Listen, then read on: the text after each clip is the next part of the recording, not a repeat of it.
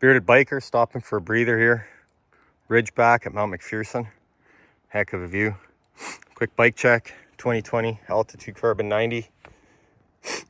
A few upgrades. Fox Factory X2 in place of the DPX2. Ride 9s in slack. Got Shimano St. Clipless. Fox Factory transfer seat post. Nothing wrong with the turbine. Just put the turbine on my fat bike for winter. A couple cockpit changes. Got the OneUp EDC. Got the Cane Creek 40 series headset. DMR Deathgrips. Got the Garmin. Big upgrade on this one right now is the Hope V4 Tech 4 with 200mm rotors front and rear. Full floating design. Braided lines. If you don't mind the noise, these things are sick.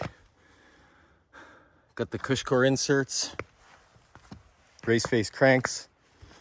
34 tooth oval ring. Bashguard from OneUp. Factory chain guide. And the XTR goodies.